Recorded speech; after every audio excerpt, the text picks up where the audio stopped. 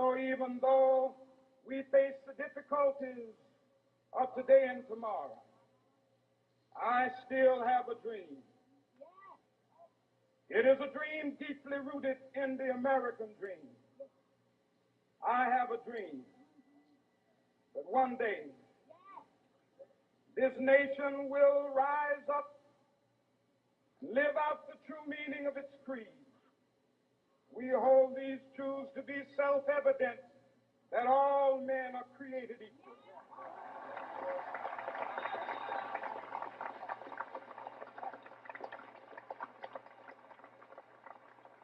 I have a dream that one day on the red hills of Georgia, the sons of former slaves and the sons of former slave owners will be able to sit down together at the table of brotherhood.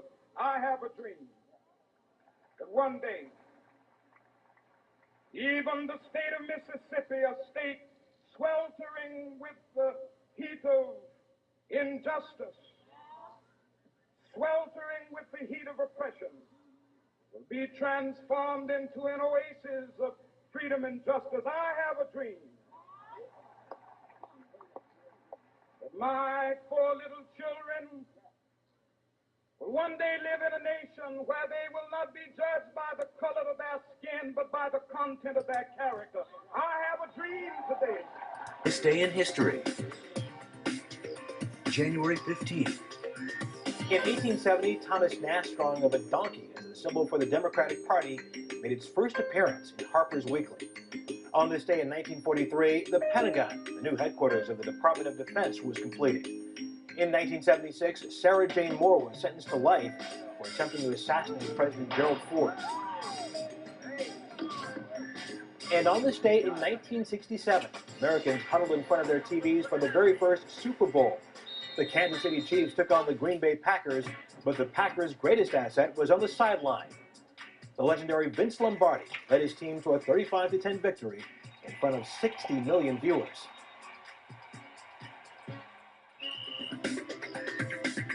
And that's this day in history. This is Franciscan Media's Saint of the Day for January 15th. Today we celebrate St. Paul the Hermit. Perhaps it's appropriate that information about today's saint is limited and uncertain. Surely someone such as Paul, who spent his long life living as a hermit, doesn't crave the spotlight. Paul was reportedly born in Egypt around the year 233 and orphaned by age 15. A well-educated and devout young man, he was forced to go into hiding in 250 during a period of persecution. He found refuge in a cave in the desert. Realizing how much he enjoyed the solitary life, Paul remained in the desert after the persecution ended. St. Anthony of Egypt, regarded as the founder of monasticism, visited Paul in the desert and reported on his holy life and death. Allegedly, Anthony found Paul near death, but the holy men were able to break bread and pray together. It was said that a raven brought bread to Paul each day for 60 years. Miraculously, on the day that Anthony came to visit his fellow hermit, the raven brought twice as much bread. Paul is thought to have been about 112 when he died. He is known as the first hermit, and his feast is most commonly celebrated in the East. In a reading from the Holy Gospel according to St. Mark. John's disciples and the Pharisees were keeping a fast when some people came to him and said to him, "Why is it that John's disciples and the disciples of the Pharisees fast, but your disciples do not?" And Jesus replied, "Surely the bridegroom's attendants cannot fast while the bridegroom is still with them. As long as they have the bridegroom with them, they cannot fast. But the time will come when the bridegroom is taken away from them.